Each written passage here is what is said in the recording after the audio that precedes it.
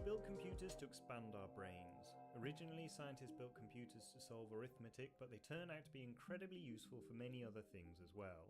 Running the entire internet, lifelike graphics, artificial brains, or simulating the universe. But amazingly, all of it boils down to just flipping zeros and ones. Computers have become smaller and more powerful at an incredible rate. There's more computing power in your cell phone than there was in the entire world in the mid-1960s. And the entire Apollo moon landing could have been run on a couple of Nintendos.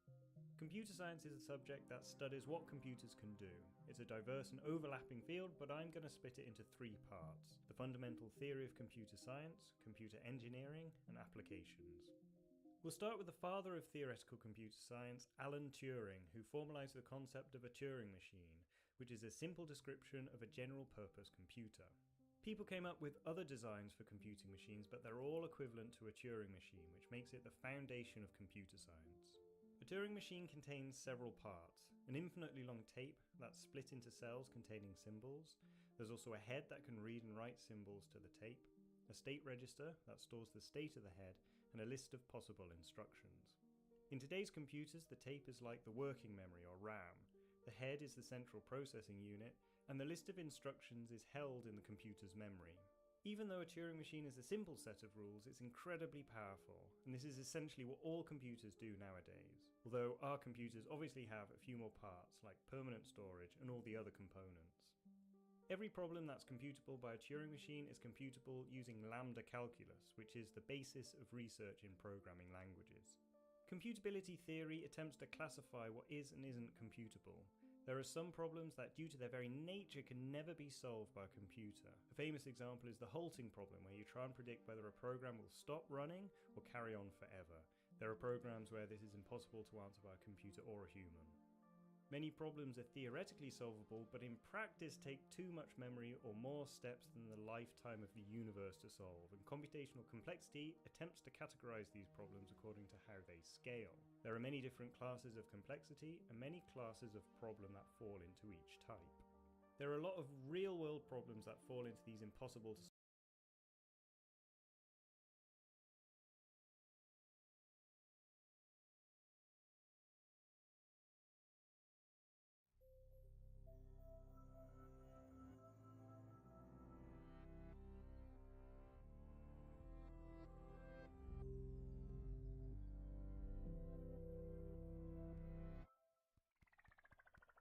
What's an algorithm? In computer science, an algorithm is a set of instructions for solving some problem, step by step. Typically, algorithms are executed by computers, but we humans have algorithms as well. For instance, how would you go about counting the number of people in a room? Well, if you're like me, you'd probably point at each person, one at a time, and count up from 0. 1, 2, 3, 4, and so forth. Well, that's an algorithm. In fact, let's try to express it a bit more formally in pseudocode, English-like syntax that resembles a programming language. Let n equal 0. For each person in room, set n equal to n plus 1. How to interpret this pseudocode? Well, line 1 declares, so to speak, a variable called n and initializes its value to 0. This just means that at the beginning of our algorithm, the thing with which we're counting has a value of 0. After all, before we start counting, we haven't counted anything yet. Calling this variable n is just a convention. I could have called it most anything. Now, line 2 demarks the start of a loop, a sequence of steps that will repeat some number of times. So in our example, the step we're taking is counting people in the room. Beneath line 2 is line 3, which describes exactly how we'll go about counting. The indentation implies that it's line 3 that will repeat.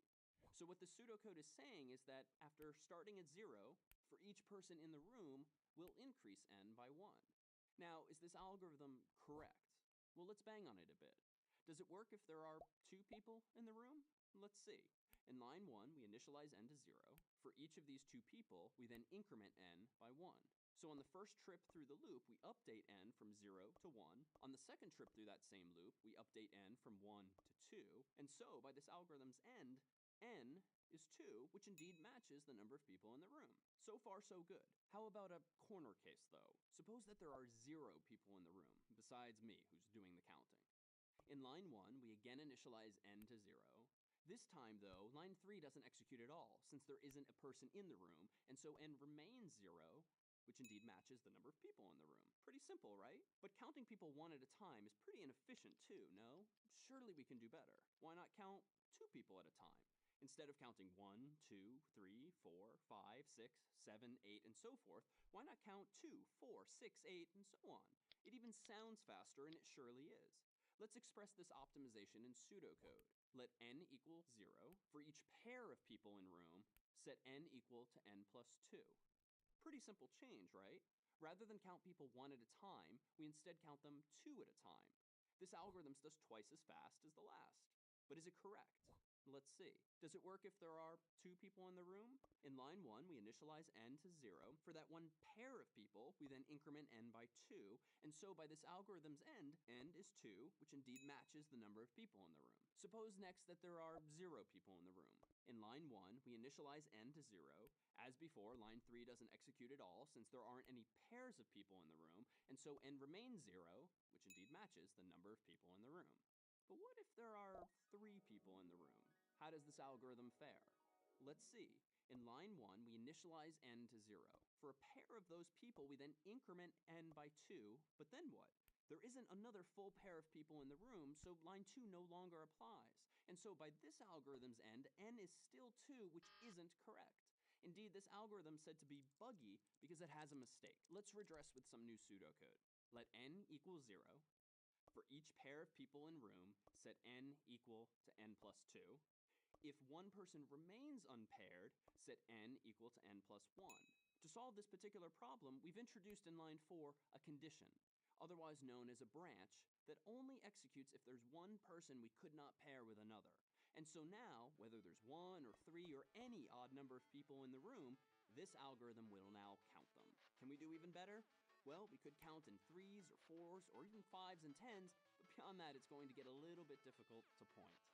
At the end of the day, whether executed by computers or humans, algorithms are just a set of instructions with which to solve problems. These were just 3. What problem would you solve with an algorithm?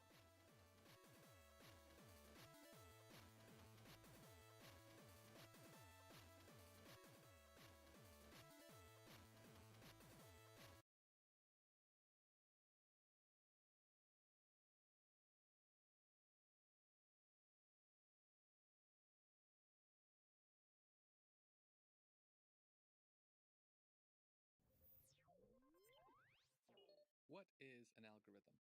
Algorithms are one of the most basic building blocks of computer software. Every piece of software you interact with, from your smartphone to your web browser to your coffee maker, uses an algorithm somewhere. So what is an algorithm? An algorithm is a set of step-by-step instructions that is used to do something. With a definition that broad, it's not surprising that they are in everything. It might surprise you that you yourself probably use algorithms in your day-to-day life, even if you don't call it that. If you sort your laundry before washing, first let me say good for you. Second, you probably do it following an algorithm. Take a piece of clothing. If it's white, put it in the left pile. If it's colored, put it in the right pile. Repeat until you're done. That's an algorithm. The power of algorithms comes from the fact that computers can follow these steps quickly and very precisely. For example, how do you look up a name in the phone book? If you're like me, you plop the book open somewhere. If you've gone too far, open a spot closer to the front. Otherwise, move toward the back. When I feel like I'm close, I start going page by page, looking at the first or last name to know if I've gone too far. Computers can do better. A phone book is essentially just a sorted list of names. If you have 1,000 pages in the phone book, you can use an algorithm called binary search to require at most 10 page turns. It works like this. Say that you're looking for Jill Jackson. Start in the middle at page 500. The first name on this page is McDonald, so we've gone too far. We know the M in McDonald has to be after the J in Jackson, so the right page is before page 500. Divide the pages in 2 again and turn to page 250.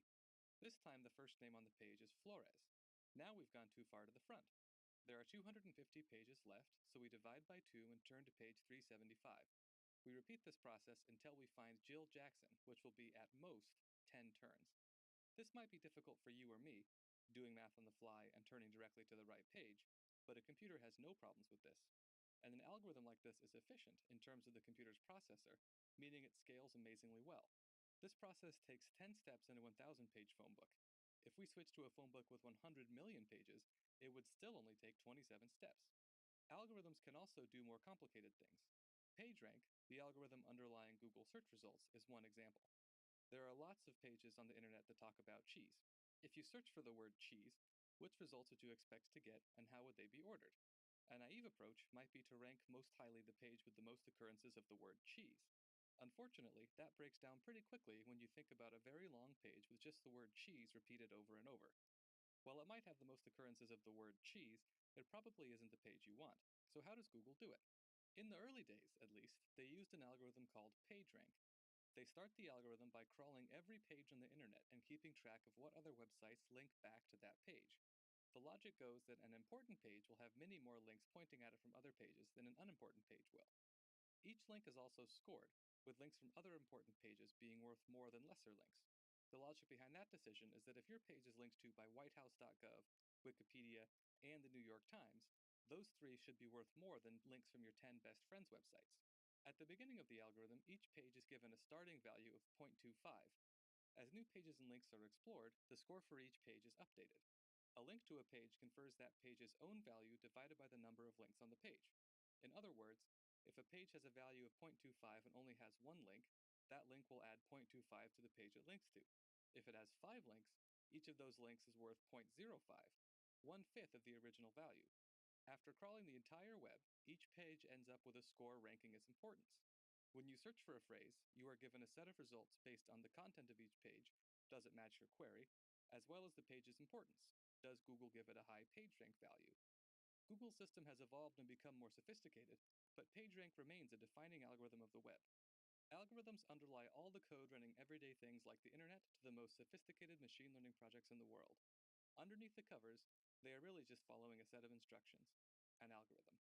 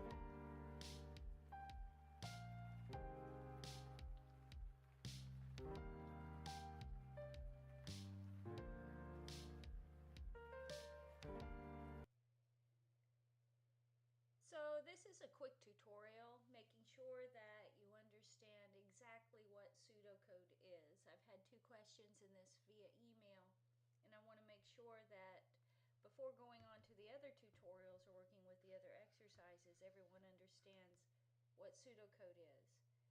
Pseudocode is just an English-like way to state an algorithm. It's like communicating with somebody regarding the instructions which will solve a problem. I have 2 problems here written on the screen that I'll go through, make sure you understand the problem, and then I'll write the simple pseudocode for it.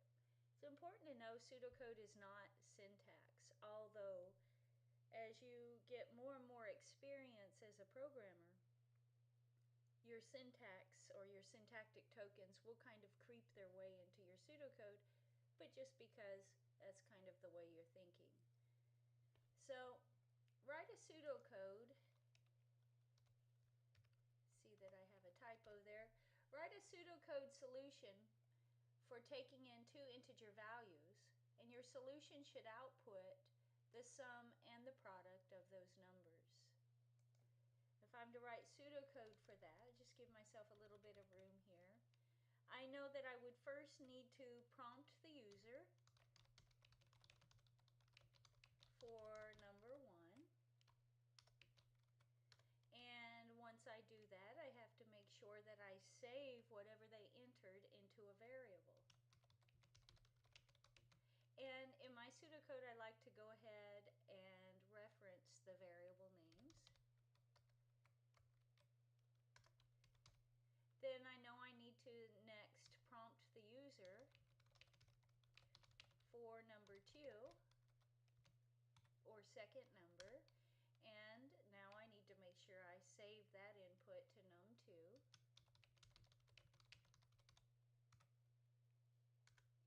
And then I just have to compute the sum and the product of those numbers and then output the information. So I should have a line that says sum equals num1 plus num2. And then I should have another line that says product equals num1 times num2. And then last but not least, I simply need to output the sum and the product. I can say output sum, or I can say print sum, print product. So you see, even though it's kind of difficult to communicate while I'm typing this stuff out, it is very important that you understand that pseudocode is just a way of talking through your algorithm. Now, is this the exact and only way that this particular problem could be solved? No, there's several different algorithms you could have come up for this problem. But each of those different algorithms would have their own little pseudocode, just an English-like way to solve the problem. So let's go through this next one, and then I believe you should have pseudocode down pat. If not, contact me again. Write a pseudocode solution which will take in an integer value and determine whether that value is odd or even. So we have to come, even though we're so intelligent, we can look at a number now and determine if it's odd or even. Since we're writing an algorithm or instructions for the computer to do it for us, of course we have to get down at the lowest level and find instructions for each action. So the first thing we need to do is acquire the number. Prompt the user for the value. Why don't we say for the number, save input to num, and then we're going to check to see if num mod 2 is equal to 1. If it is, print the number is odd. Put quotes around that so you know it's going to standard output. And then we just say if it is not,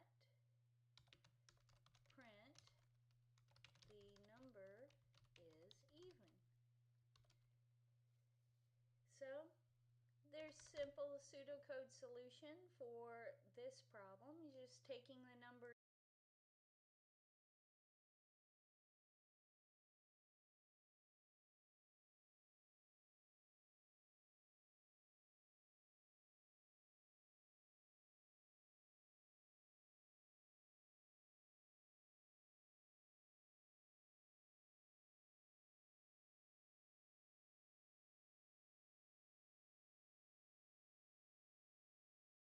What are data structures?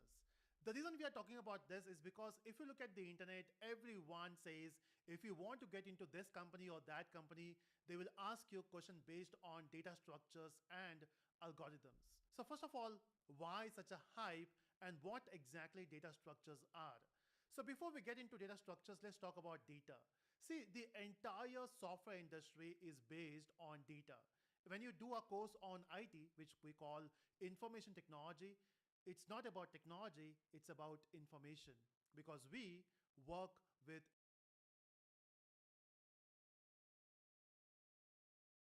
information. So data is everything. So it doesn't matter what technology you learn, you basically learn or you work on it so that you can work with data. Example, think about programming languages. Why do we use programming languages? To process the data. Why do we use database? To store the data. Why do we use AI to generate data or to understand data, right? I mean, just to bring it down, everything is data. Now then question arises, what is data structures?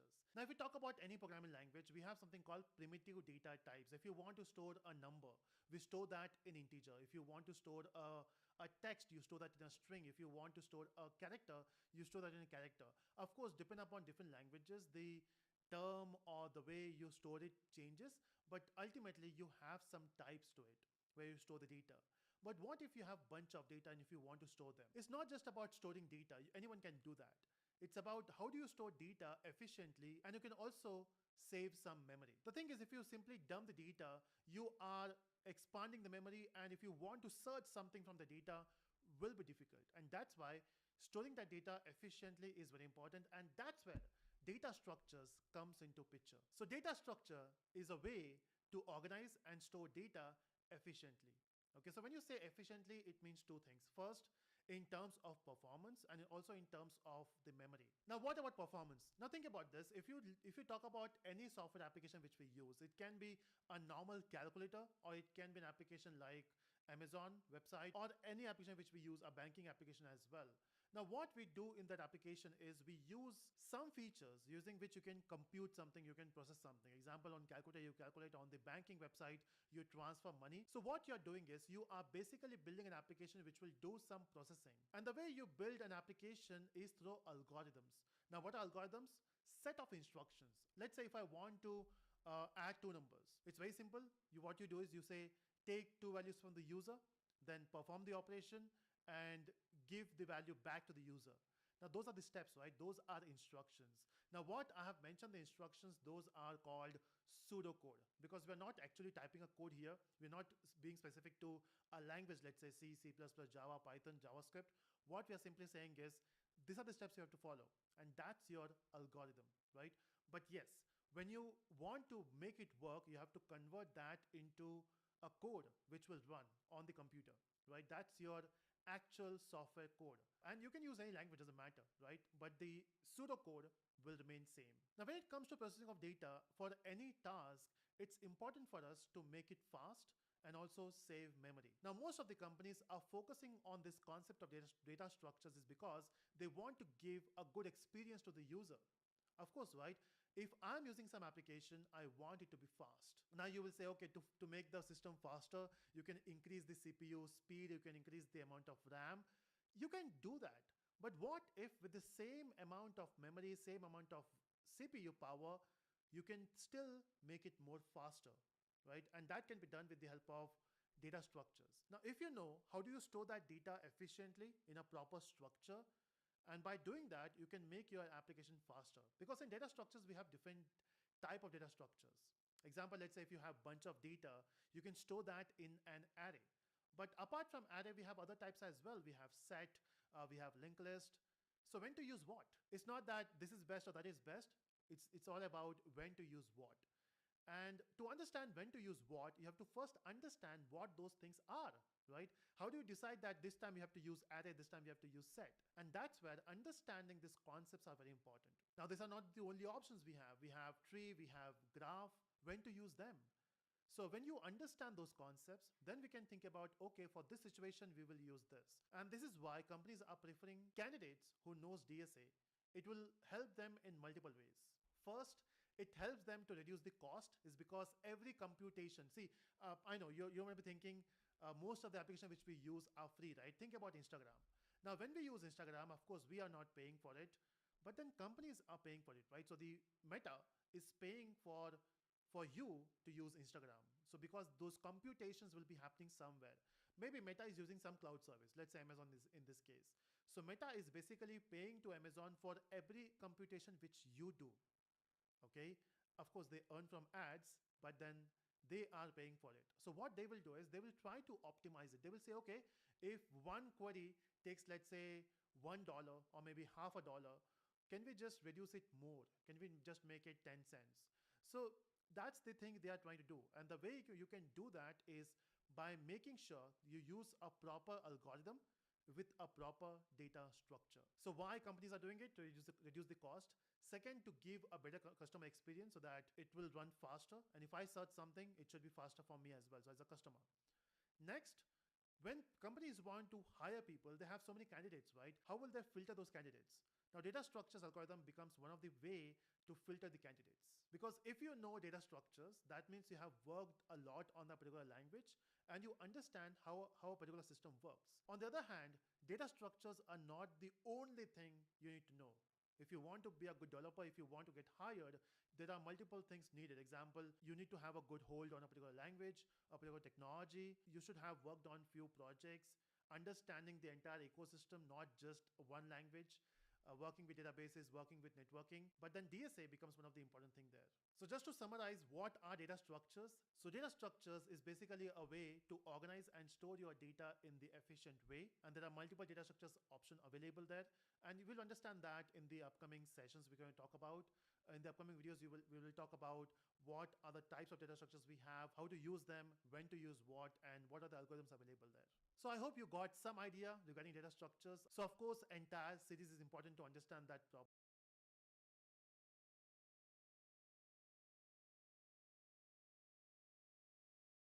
If you want to master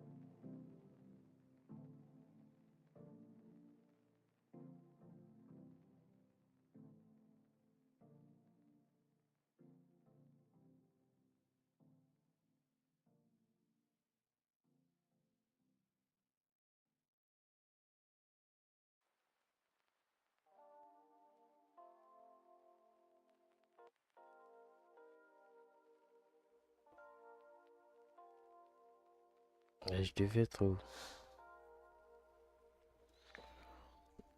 Oh.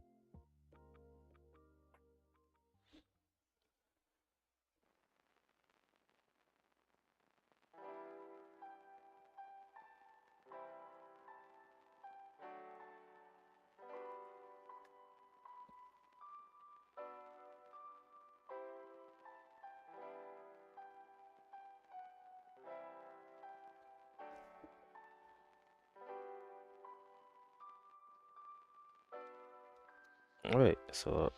Et la forme, et toi?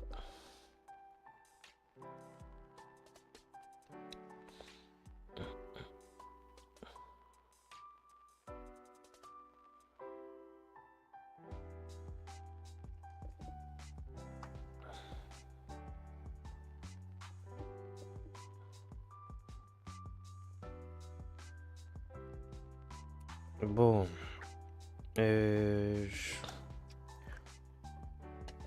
vu que le mois d'avril finit déjà, donc j'espère finir ça aussi. Et puis à la fin faire le projet, le site de jeu là-dedans, c'est ça. C'est pour ça que je vais apprendre la section ci. Et je pense que ça va m'aider à implémenter l'option de recherche et les filtres dans un site. Donc je pense que si je fais ça, ça serait correct. Donc Git là, si je le là, je vais apprendre Git lorsque je suis en train de faire les tutos et tout. Donc c'est un peu ça. C'est ça mon objectif. Si je peux finir cette partie d'ici la fin de ce mois, ça serait correct. Comme ça, le début du mois de mai, qu'est-ce que je vais faire? Je commence à faire mon projet avant de commencer d'apprendre Git et npm. Donc c'est un peu ça le plan.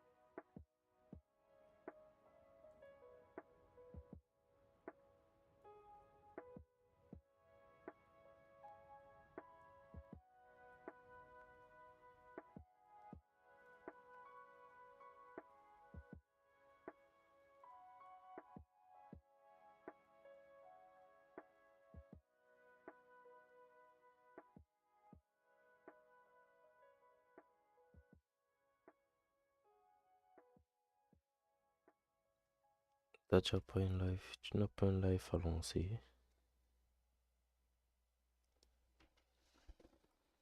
Hmm.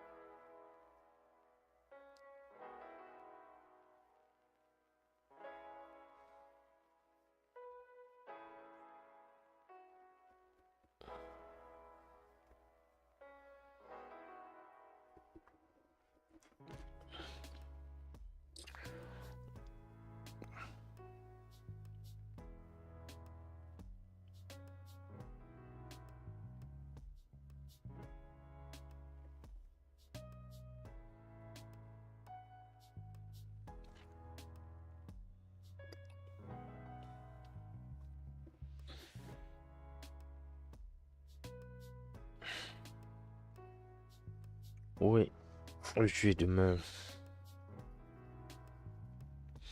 C'est pour ça que je suis à l'heure. Si mercredi, oh, au moins comme on avait dit pas, mais on m'a juste dit oui. Lundi et mardi dans. Je finis à 6h.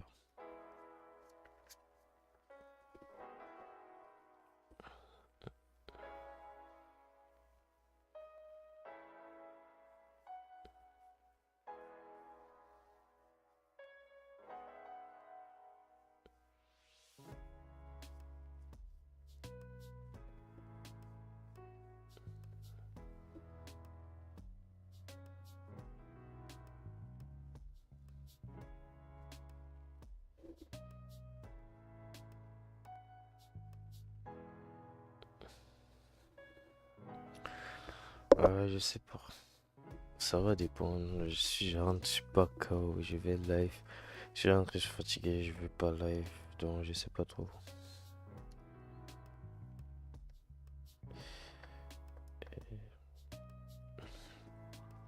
Ça va dépendre.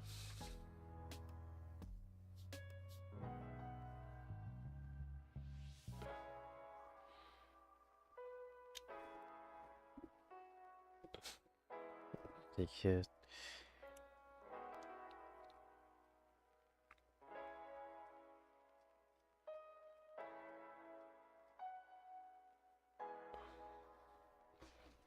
Et toi, tu as avancé sur ton projet?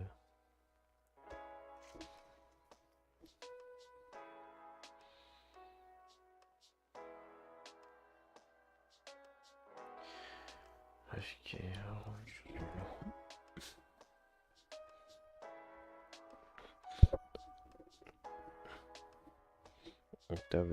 Tu n'avais pas de bug.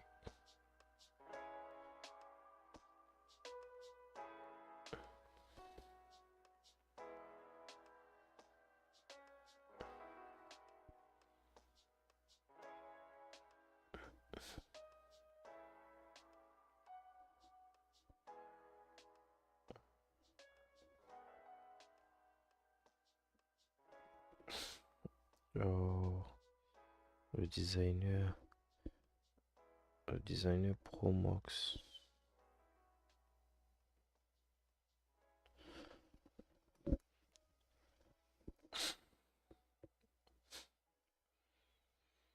Comment ça? C'était pas du n'importe quoi.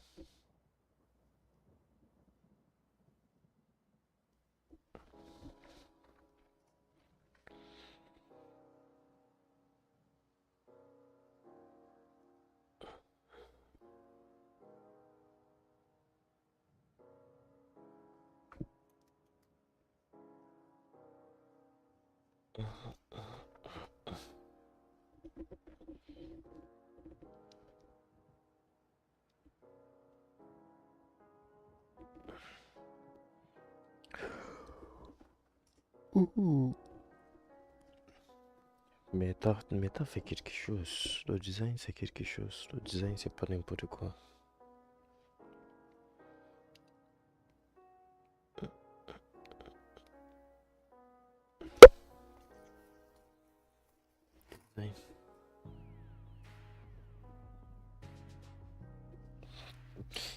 bien c'est juste les coloriages. Regardez. Ça c'est l'idée des haters.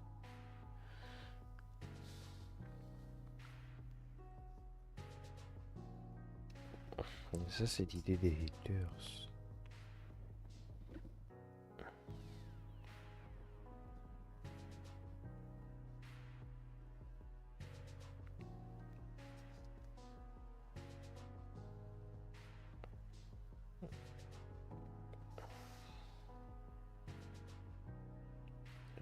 Le design est bien pour la santé.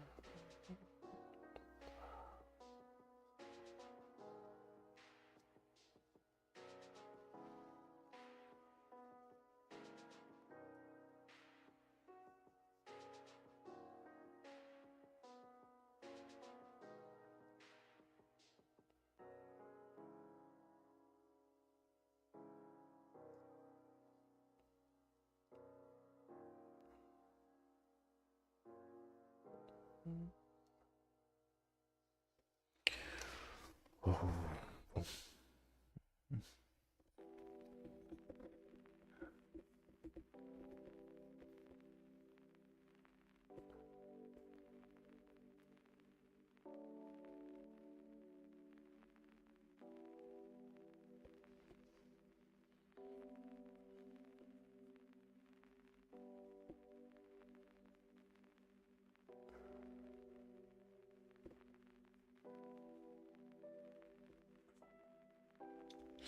Et tu vas live quoi ce soir?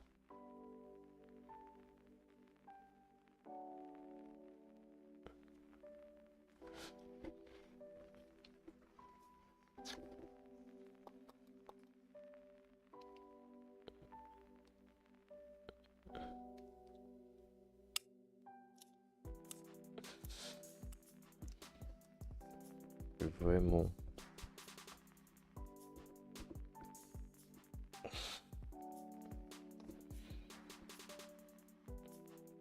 Tu continues, tu peux ajouter d'autres fonctionnalités sur ton site.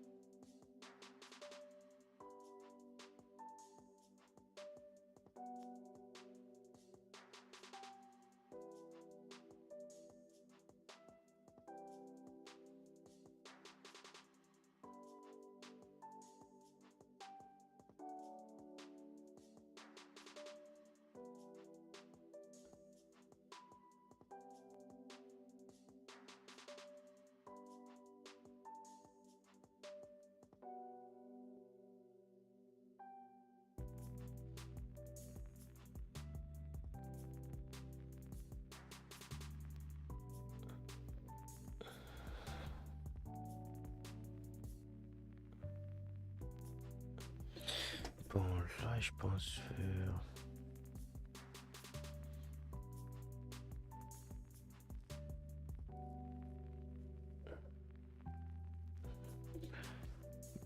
Moi, je pense que je vais d'abord mettre une pause ça. Je pense que je vais live ce soir. Je sais pas trop. Mais je pense oui. J'espère. Je vais arrêter ici et puis... Je fais quelques petits trucs avant de me préparer pour aller. Taf. Ok.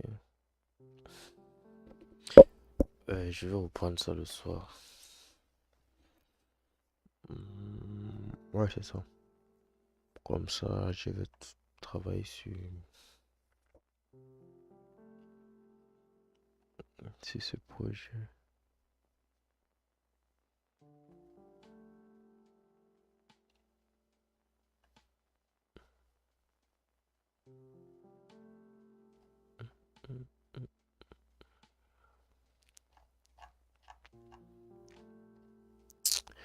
C'est un peu fatigué. Disons, c'est un peu ça. Mais je pense... Oui. On s'en fout. C'est juste que j'ai pas le temps. Et présentement... Oh. Texte. Staging. Ah, je suis fatigué.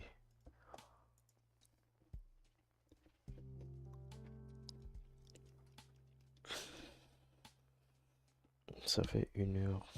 Ouais, c'est mieux que rien. Donc, c'est juste ça.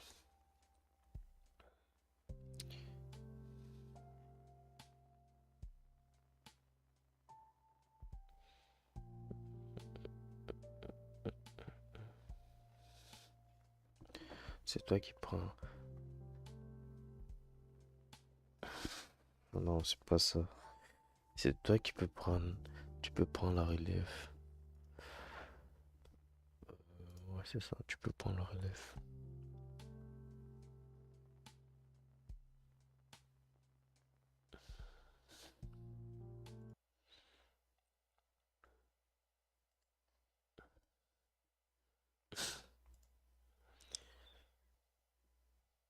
Recursion is one of the most confusing topics in computer science, but it's used everywhere in programming.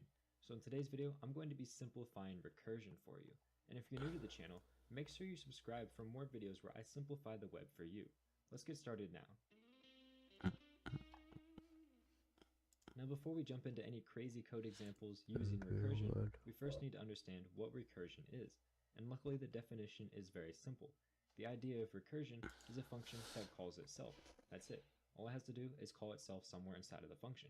And immediately you're probably thinking that you just run into an infinite loop of a function calling itself over and over and over again until your computer dies or the world explodes.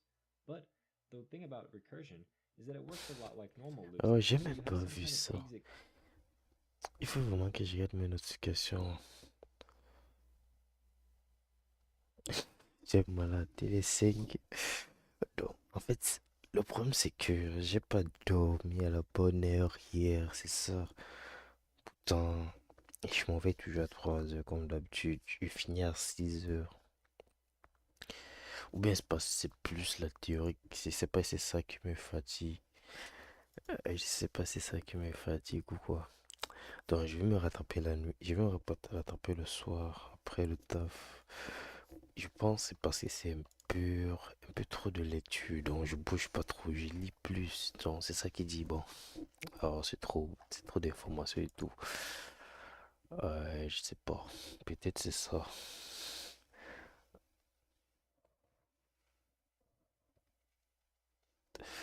Tu dis je savais pas maintenant. Non, c'est pas ça. Je devais finir. Je devais absolument finir. Quelques trucs. Donc, je sais pas. Peut-être. J'ai pas bien dormi hier ou avant-hier. Je sais pas. Il y a un manque de sommeil quelque part. Mais c'est pas normal. Donc. Ok. Je vais changer la méthode. Je vais prendre la vidéo. And the thing that makes recursion difficult to wrap your head around is you have to keep track of all the previous calls inside of the recursion stack when you're trying to plan out a recursive function. So what I'm going to do in this video is we're going to take a look at a few examples of normal Non.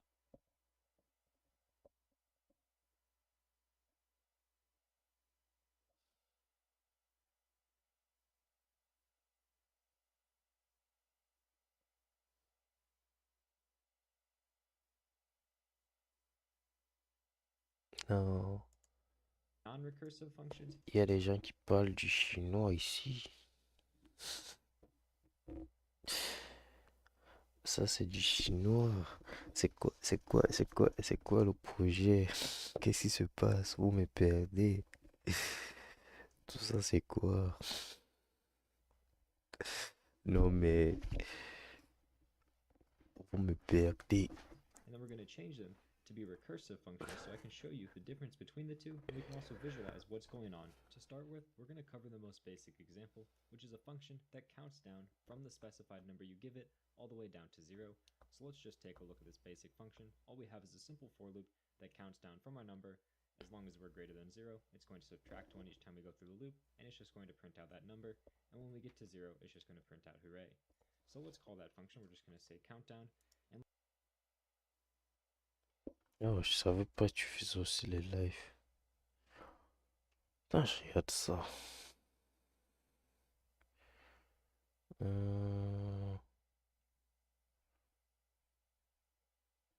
sais pas.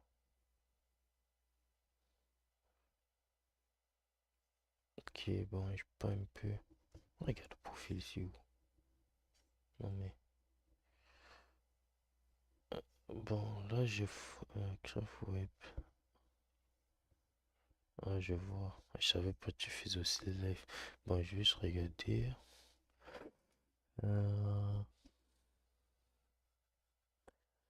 Captain Web.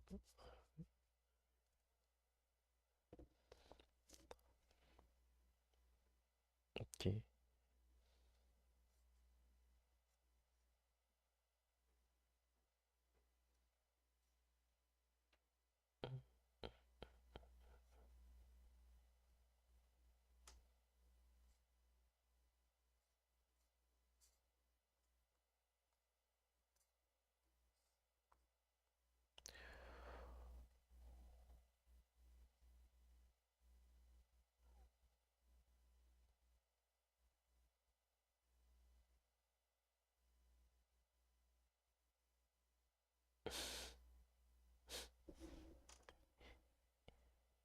Il y a le flemmard. Ok, acheter un mode. Pourquoi je peux pas aller vite? Qu'est-ce qui se passe? Je comprends plus.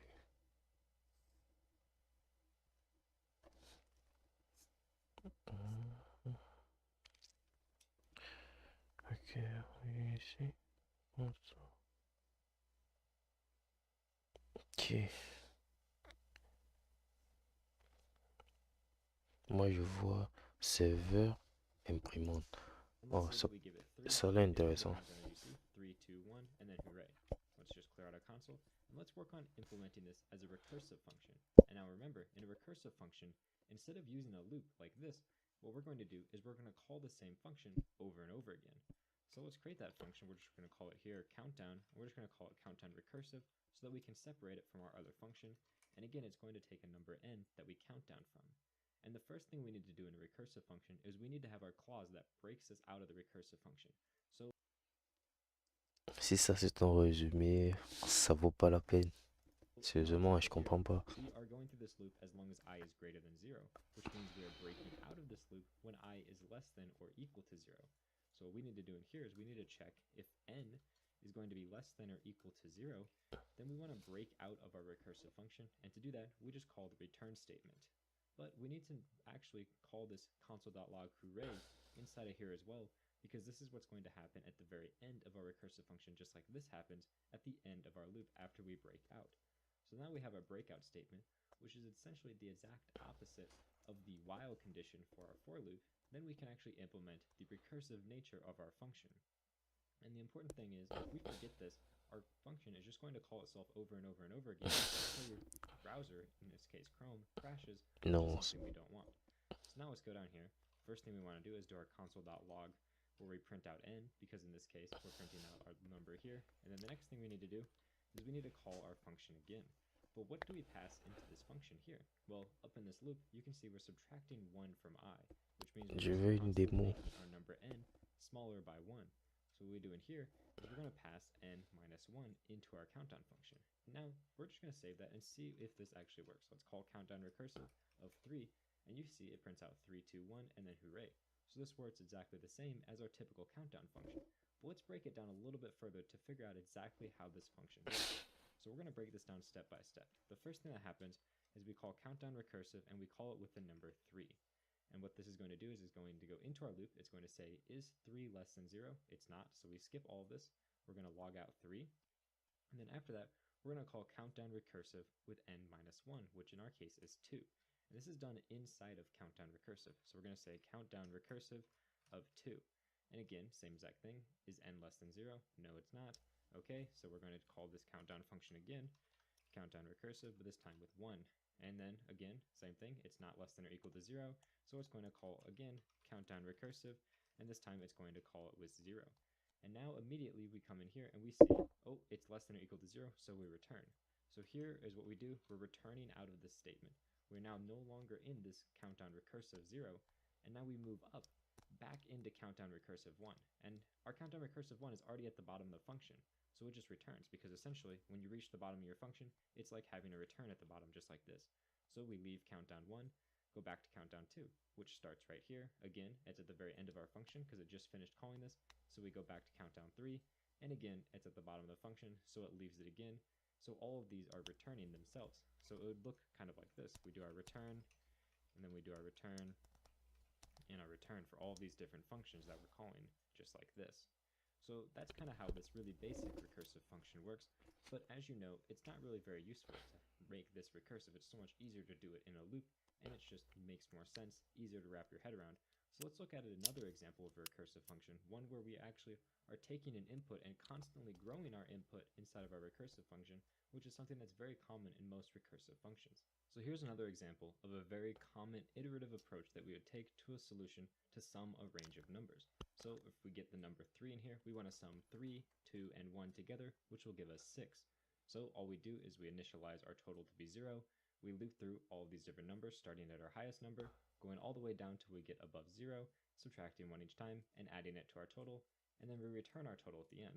So let's test this function. We can call sum range of 3, and as you can see, we get 6, which is just 3 plus 2 plus 1. Now let's work on iterating this in a recursive function. So we'll just create a function down here, which is going to be called sum range, and this is going to be recursive. And inside of here, we're again going to take the n value, which we're passing into our function. And as you can see, the very first thing that we're doing here is we're creating a total variable and setting it to 0. But since we're inside of a recursive function, any variable we set in this function is only available to that one single version of the recursive function, and not to all of them. So we actually need to pass this total value to all of our different recursive functions.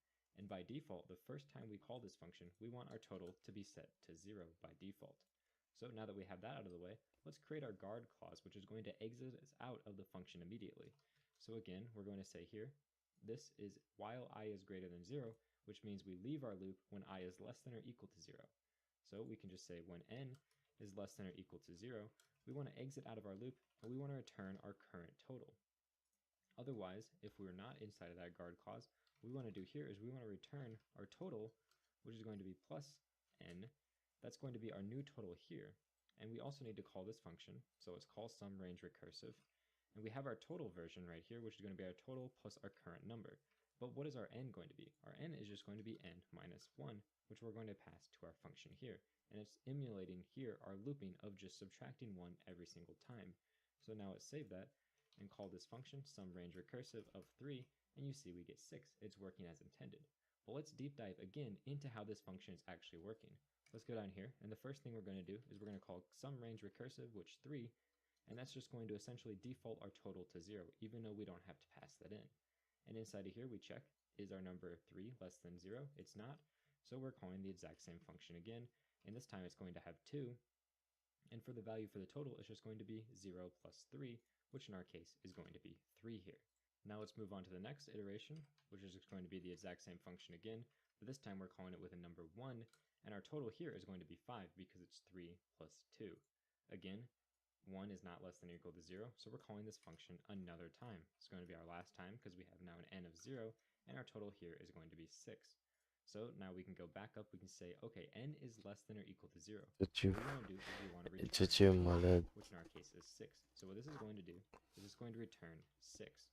And now we jump back to our sum range recursive with the 1 and 5. And it's right here at this point. We just executed the code here. So we're returning whatever this function returns. In our case, that's returning 6. So mais toi, tu as aussi appris ça, non? Et si toi, tu n'as pas appris ça? Bon.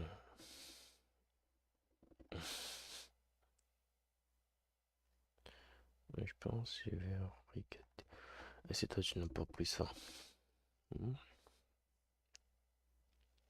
Bon, ça a regardé.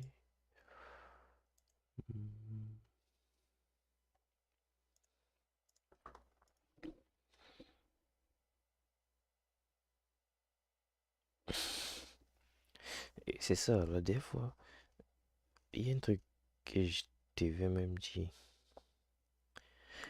C'est sur ton application.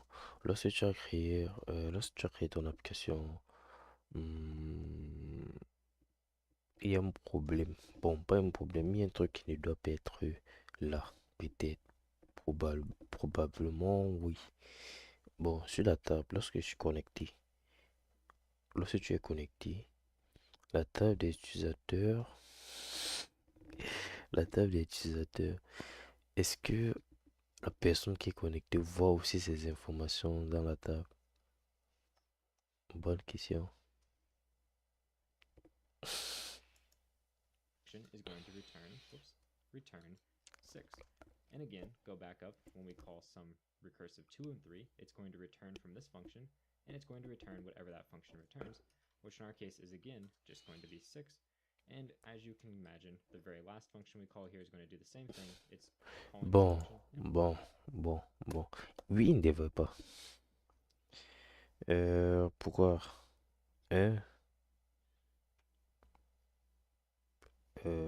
Bon, comment je pourrais dire ça? Parce que ta table sert à modifier les informations. Et maintenant, lui, s'il voit sa part, c'est qu'il peut modifier là-bas. Mais il peut aller sur profil. Tu vois un peu, non? La table affiche les utilisateurs autres que lui. Donc, lui, il passe sur son profil pour voir ses informations. Sur la table, il voit les informations de tous les autres utilisateurs. Donc, c'est un peu ça. C'est ça que je me disais. Bon, mais... Genre, lui, il voit juste les informations des autres utilisateurs sans ces informations. Donc, tu vois, c'est un truc un peu simple à implémenter vu que tu mets juste une condition pour dire... Je sais pas comment tu fais pour récupérer les informations, bien c'est la session ou quoi que ce soit, je sais pas trop. Ça sera à toi de regarder ça. Function is returning for us, which is 6. So as you can see, the functions that we've covered so far are just easier to do with a for loop. They make more sense that way, and that's perfectly normal. Recursion is not something you use all the time.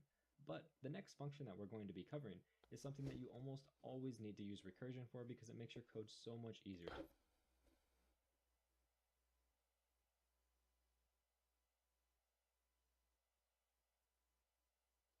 Oui, sur la table, c'est un peu ça. Donc, pour chaque personne qui sont connectées, sur la table, ils ne voient pas ces informations. Donc, c'est un peu ça.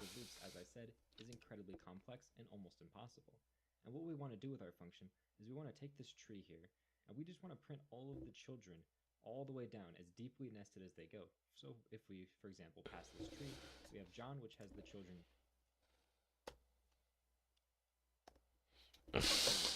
Il a dit, tant c'est pas du fontaine. Jim and Zoe, and then we also want to print Zoe's children, which is going to be Kyle and Sophia. And to do this with a loop, as I said, it's difficult. So let's look at how to do it with a loop. Tu as pas mis pour les articles et tout. recursive function, which is actually pretty straightforward. So let's create that function, which is just going to be print children recursive. And again, it's going to take whatever tree we want to pass into it. And the very first thing we need to do is we need to create our guard clause to exit us out of the loop. So we're going to say if our tree, which in our case is t, dot children dot length is equal to 0. So if our tree for some reason has absolutely no children in it, we just want to return. And this is going to prevent us from here when we get to Jim or Kyle or Sophia. It's just going to exit out because we don't have any children to loop through. The next thing that we want to do is actually loop through all the different children. So we can just say t.children for each, and for each child that we have inside of here, we actually want to run some code. And the first thing we want to do is just print out that child. So we can just say child.name inside of here to print it out, and then we want to loop through all of that child's children. So we can say print children recursive, and we can pass in that child. And that's all the code we need to write here. Let's just save this and execute it to make sure it works. We're going to pass in that tree variable that we have, and as you can see, it prints out Jim, Zoe, Kyle, and Sophia. And as you can see down here, the children are Jim, Zoe, Kyle, and Sophia. So let's again deep dive into how this code actually works.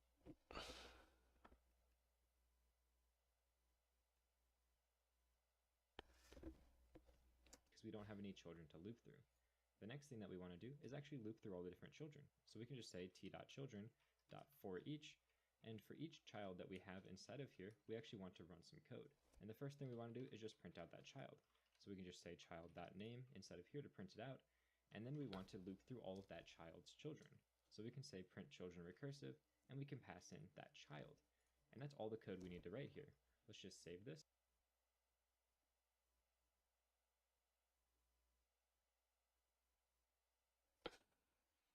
Comme quoi.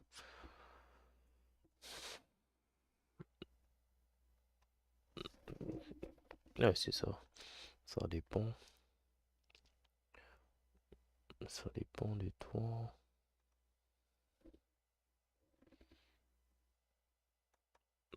T'es sûr que tu as tout mis? Il faut demander à ChatGPT.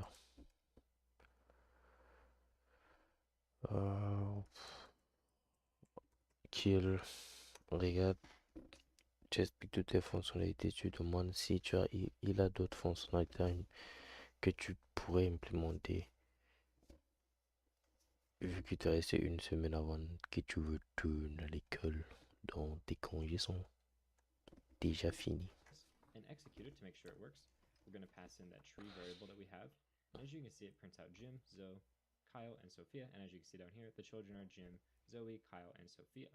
So let's again deep dive into how this code actually works. Let's make a little bit of room for ourselves.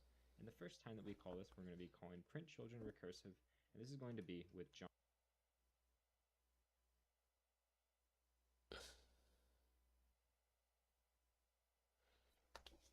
Oui, c'est bien, mais c'est pas gratuit.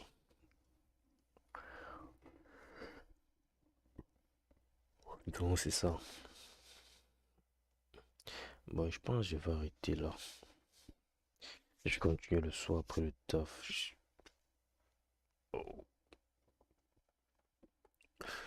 Je dois comprendre le concept si je fais le projet qu'il demande. Donc, ouais, c'est ça. Je peux tout compléter. Moi, j'ai l'autocomplete. J'ai windsurf. J'ai autocomplete avec ça.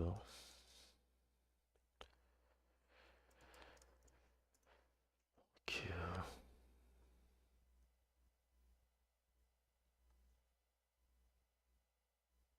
Ils ont changé le nom, sérieusement.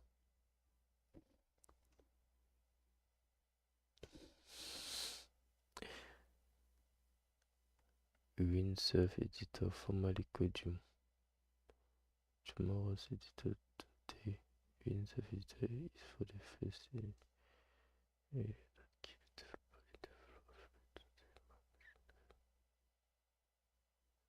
ça c'est un éditeur. J'aime pas vu qu'ils ont. Moi j'ai plutôt l'extension.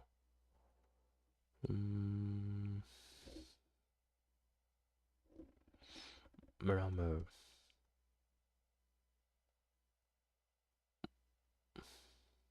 Pourquoi? Moi, je me demande pourquoi le nom Windsurf, un truc bizarre.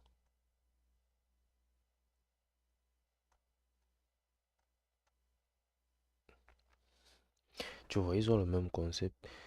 Ils ont le même concept comme Cursor. Mais je pense que c'est payant.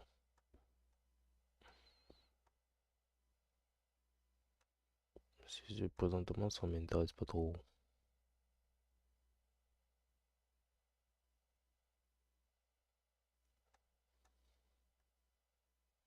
Ok, voyons voir ceci. Ils disent free one time trade gift of download free primitive machine 24 free primitive application cannot facilement primitive un free feature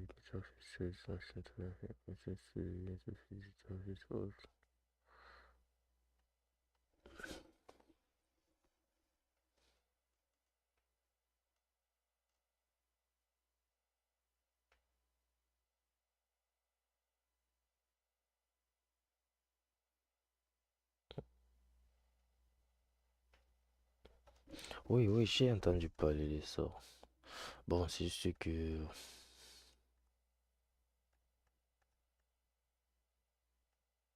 ça serait efficace. Pour moi, je pense que ça serait efficace si je connais déjà ce qu'il fait. S'il fait un truc que je connais pas, pour moi, ça serait pas efficace vu que j'essaie d'apprendre un truc et s'il me propose déjà ça, je comprends pas ce qu'il fait. Pour moi, ça serait pas efficace. Donc, c'est un peu ça. Hmm, Moi, moi, j'ai à l'extension aussi. Je veux juste que ça complète mon code et tout. Donc, pour moi, l'extension, c'est déjà correct pour l'instant. Imaginons, j'aimerais d'apprendre. Ouais, c'est efficace.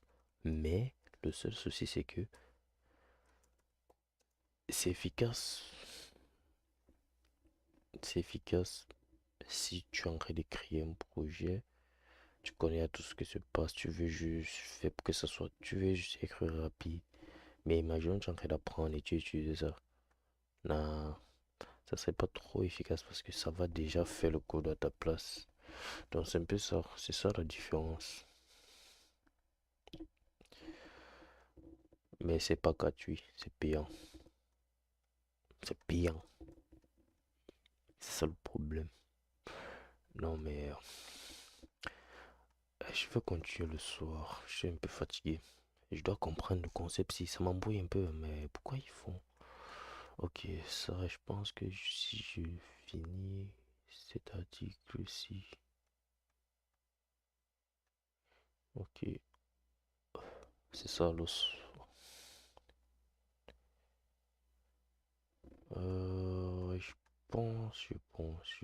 Je pense.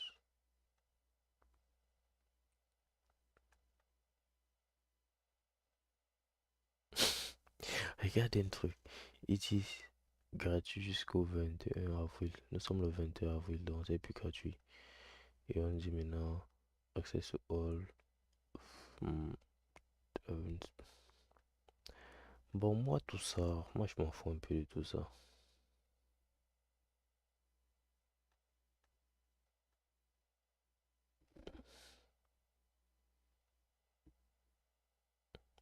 Oui, c'est ça, j'ai déjà. Attends.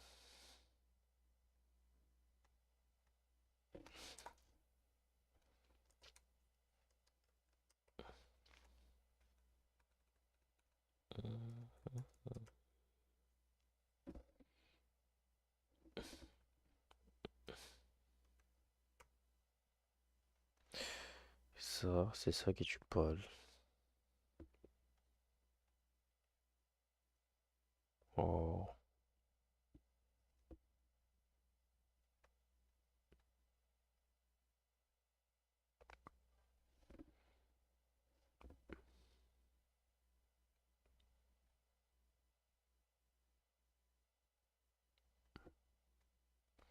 je pense que j'avais d'abord ça.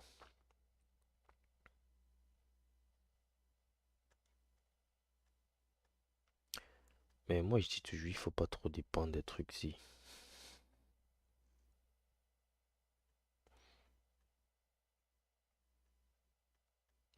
C'est tout ça, je me dis.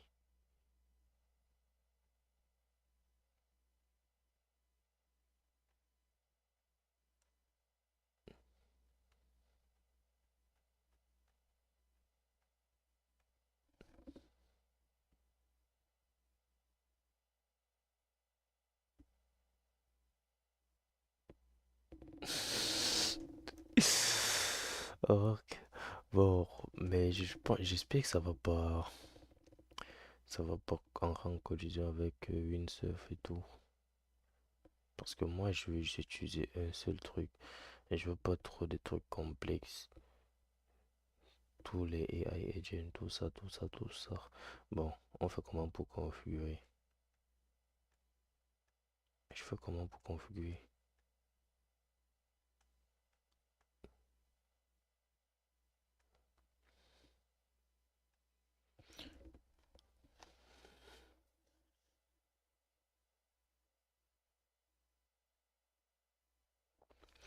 Bon, c'est juste que plein, plein, plein, plein. Non, c'est ça. Ah, je sais pas trop.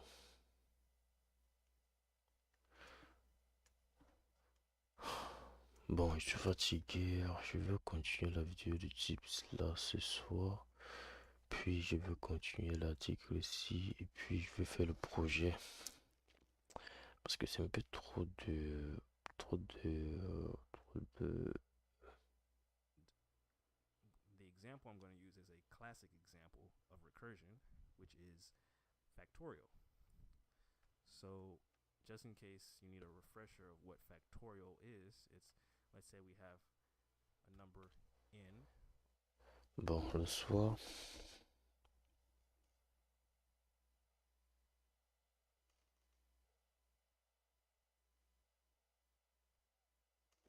Oui, mais le problème c'est que est-ce que ça est gratuit jusqu'à la guerre? Ok, je vais essayer. Open.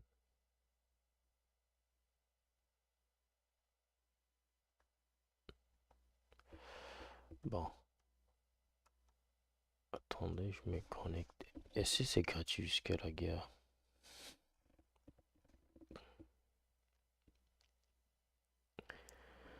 Non, c'est ça. Bon.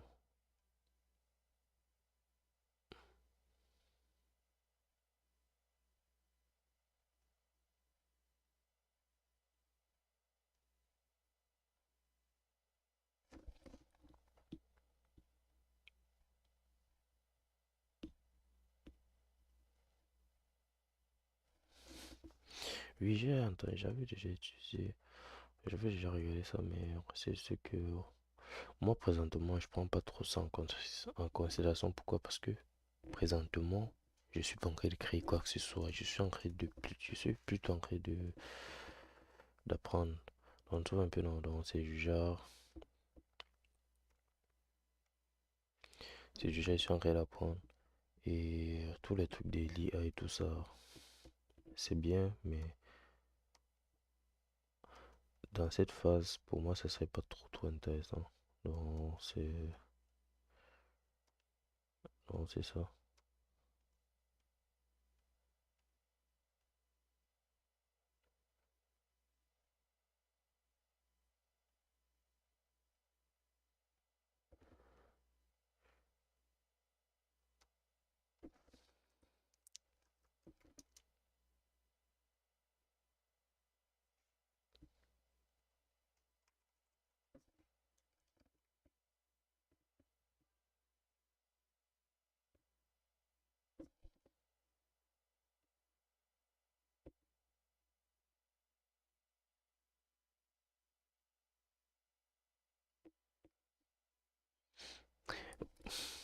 Ouais, c'est cool. En fait, ça serait toujours cool lorsque comment dire, lorsque tu es en train de faire la création des projets, tu as déjà tout fini, genre, tu es juste là pour créer des projets et tout, donc ça serait efficace. Mais oh, pourquoi ça me fait ça?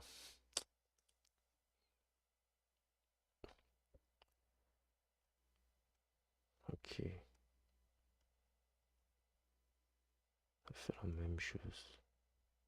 Open, go to your ID command type. Palette, ok, bon, ouais, je regarde la documentation.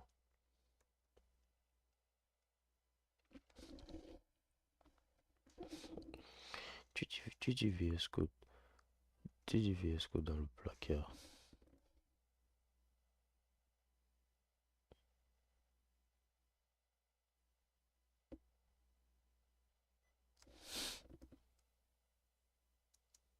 Tu fais pas la pub.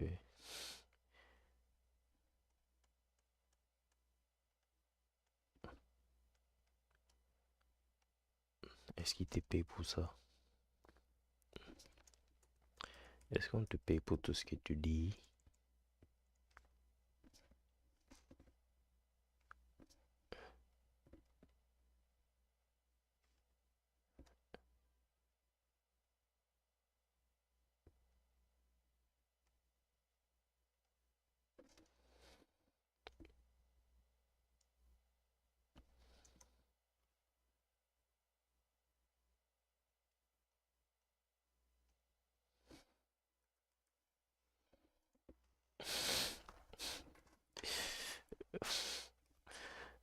Mais bon, c'est utile.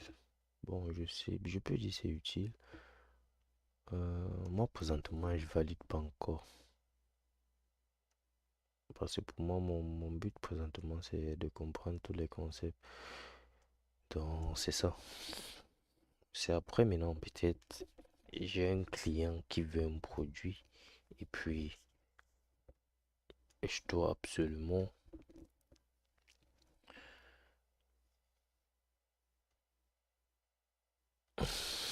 Toi, t'es fou. T'es fou.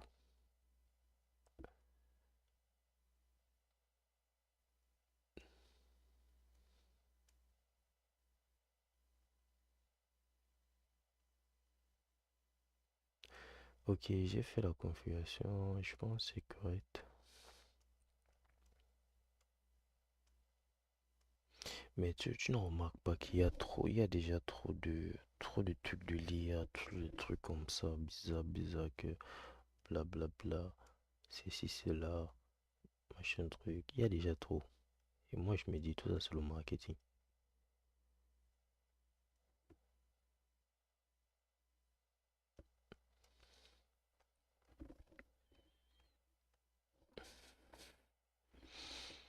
Donc c'est ça, bon, j'espère que je serai pas fatigué après le taf. Parce que là, je vais continuer. Bon, et je vais demander un truc. On dit guess ta tête. Il y a quoi la différence avec il y a quelle différence avec ce si ça me dérange, moi je vais aller. Oh, je me rappelle, j'avais déjà ça. Windsurf.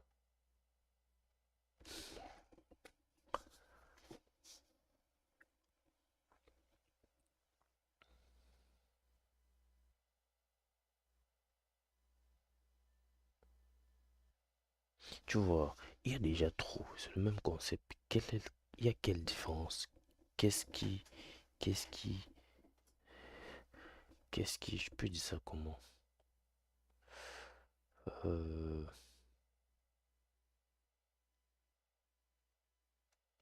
quelle est la différence? Parce que voici Windsurf que j'ai. C'est la même chose. C'est le même concept. On essaye de voir la différence. C'est simple. On va essayer. On va mettre le même prompt et on va voir ce qui se passe.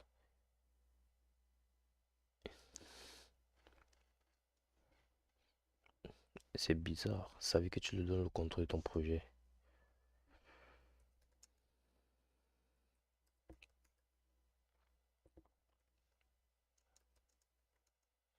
Bon, là, je prends le prompt. Si je fais seulement la même chose. Mais je prends ça, je vais voir.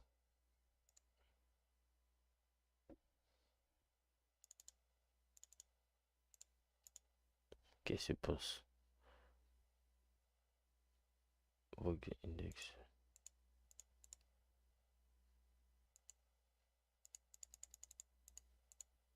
Qu'est-ce qui se passe? Ok, bon, on va revenir ici. On passe sur insert. On fait la même chose. Qu'est-ce qui se passe?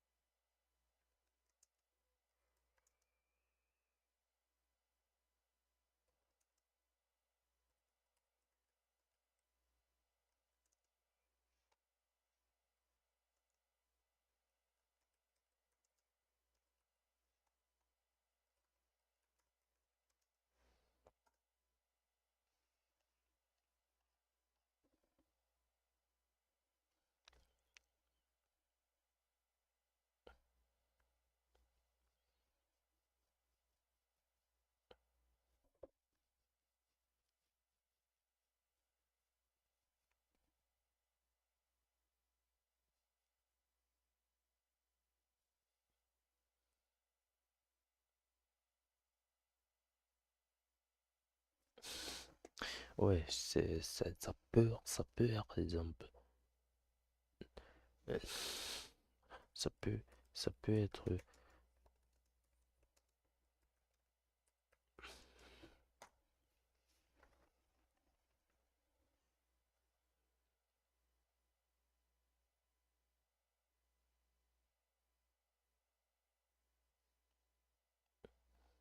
Ça peut être bla bla bla. Mais bon, moi je m'en fous un peu. C'est un peu ça. Oui, mais il ne peut pas tout régler. C'est ce qui est sûr. Ce qui est sûr, c'est qu'il ne peut pas tout régler. Ok, je suis où? Je suis où? Equation, ouais, c'est ça. Bon, je vais continuer ça le soir.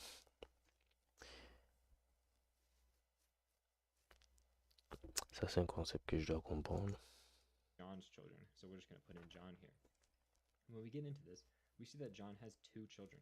So we're actually going to be calling this function twice. We're going to be calling print children recursive with Jim, and we're going to be calling it again print child recursive, and this time it's going to be with Zoe.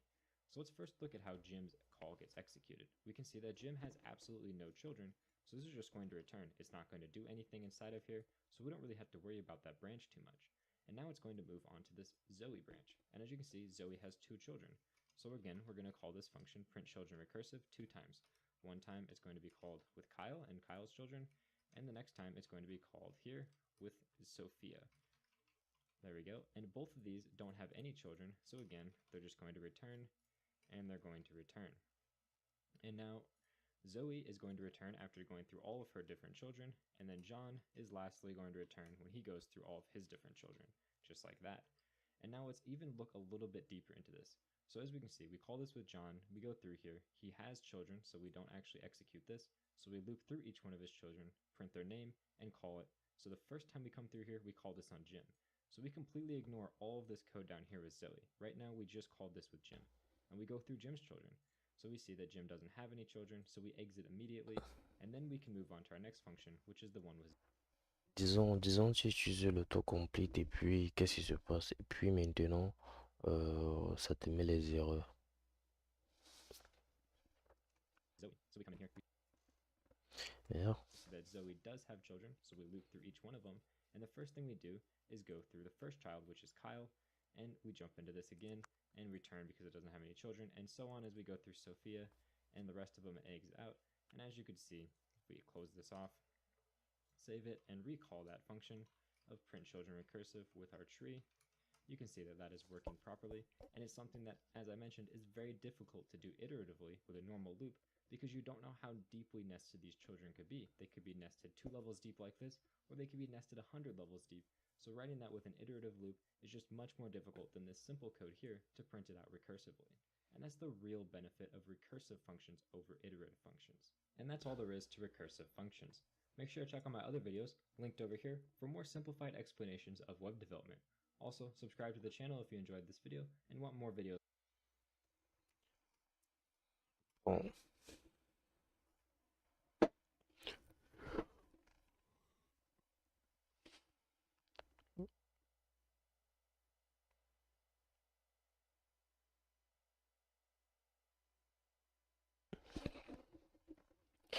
Ok, mon objectif c'est d'apprendre le thème, c'est... Comment on dit ça en français? Je sais pas. Je sais pas. Oh, je sais pas. Pourquoi ça me fait ça?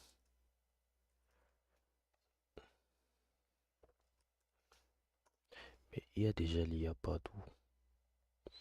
Que je mette, que je mette, que je change de recursive est un exemple recursive.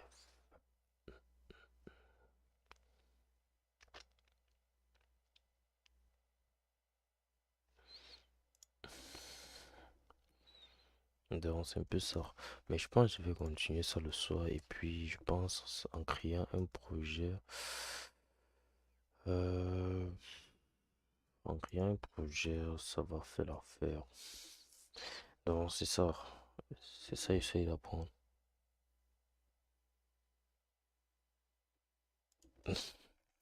Tu es fou.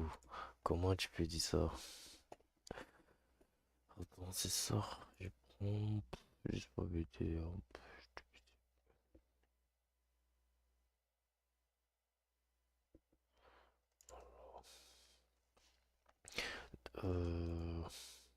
Oui, je pense que je suis obligé de live le soir pour finir cette partie. Avec l'énergie. Parce que présentement, ouais, j'ai compris le concept, mais il faut que je comprenne comment implémenter. Ok, on ouvre.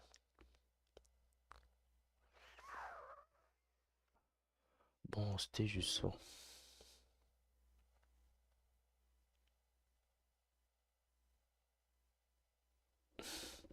T'es fou.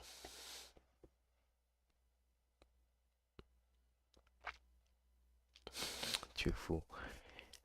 Tu as la veste.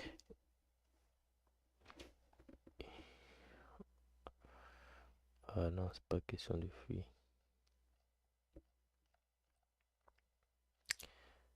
Ok. C'est sûr que je suis un peu fatigué. Je n'ai pas bien dormi.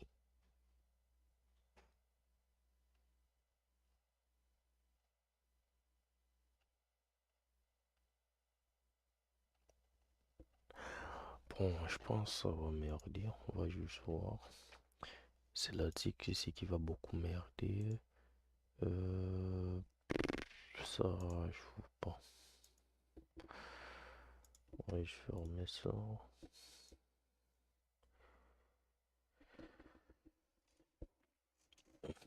Donc c'est ça.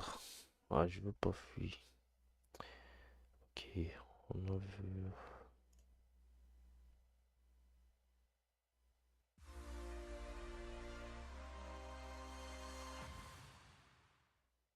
You probably think that code is just used to accomplish a task. You write it out, it does something, and that's pretty much it. You compile it, you run the program, you're good to go. But believe it or not, if you code for a long time, you actually might come to see code as something that's beautiful. It solves a problem in a very interesting way, or there's just something really neat about the way it looks. You might be laughing at me, but it's true. And recursion is one way to sort of get this idea of beautiful, elegant-looking code. Bon.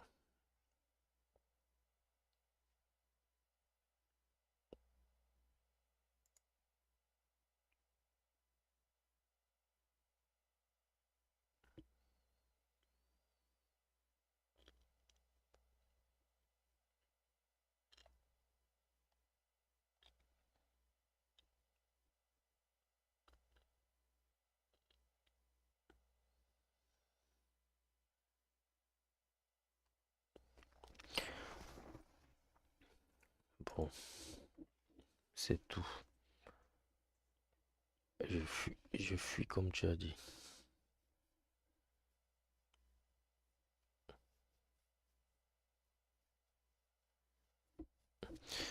Bon, aujourd'hui c'était pas productif et tout à cause de la fatigue. Donc, il, il est 5h48. Bon, ouais, je pense que je vais live ce soir pour finir le concept-ci. Bon, ça serait ça. En fait, à une seule condition, si je suis pas fatigué. Donc, c'est juste ça. On s'est dit, peut-être dans 10 heures de temps. Et je peux pas dire l'heure parce que je sais pas trop l'heure. Donc, c'est pas l'heure qui est là-bas, c'est pas l'heure. On n'a pas les mêmes horaires, donc c'est tout ça. On peut dire dans 10 heures de temps. Ouais, c'est ça, dans 10 heures de temps. Dans 10 heures de temps, c'est juste ça.